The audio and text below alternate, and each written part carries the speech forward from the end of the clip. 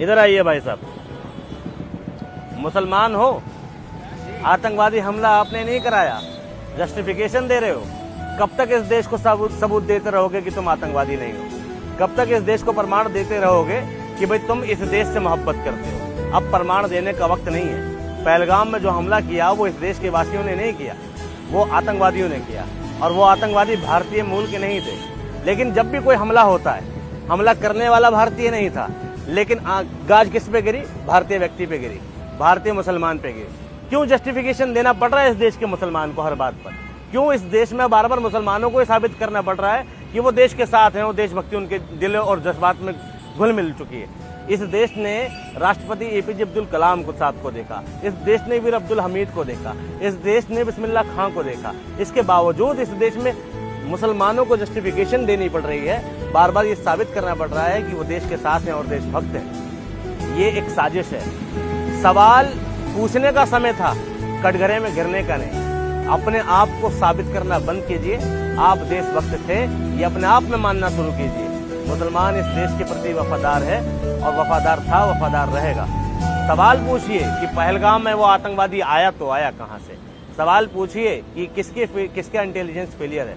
सवाल पूछिए कि उस आतंकवादी गतिविधि के बाद सरकार क्या कदम उठा रही है? सवाल पूछिए कि जो नेता 370 की बहाली के बाद आतंकवादियों पर ठीक है शिकंजा कसने की बात करते थे, वहां आतंकवादी हमला हो कैसे गया? सवाल पूछिए कि इस देश की पुलिस इस पर क्या कार्रवाई करी है? सवाल पूछिए कि इन सब घटनाओं के घटने के बाद में जो मुसलमानों को प्रताड़ित किया जा रहा है, इसके प्रति सरकार ने क्या कदम उठाए? सवाल पूछिए सरकार से कि मुसलमानों को बार बार कटघरे में खड़ा करना कब बंद किया जाएगा?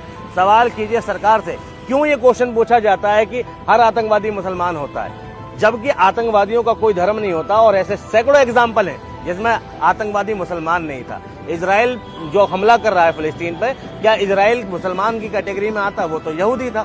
इसके अलावा दुनिया भर के देश हैं जिनके युद्ध होते हैं, पूरी दुनिया में वॉर होती है। फर्स्ट वर्ल्ड वॉर जिससे हुआ उसका कारण मुसलमान नहीं था।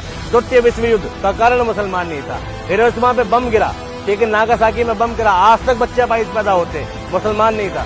दुनिया के तमाम देश एक दूसरे से लड़ गए, कारण मुसलमान नहीं था। लेकिन हर आतंकवादी घटना के पीछे मुसलमान का नाम लिया जाता है, और खास तौर पे हिंदुस्तान में सिर्फ मुसलमानों को टारगेट किया जाता है किसी भी आतंकवादी हमले के पीछे। क्यों किया जाता है? सवाल पूछिए, कटघरे में मत खड़े होइए और अपने आप को जस्टिफाई करना बंद कीजिए, अपने आप को सबूत पेश करना बंद कीजिए। आप देशभक्त थे, देशभक्त हैं, देशभक्त रहेंगे।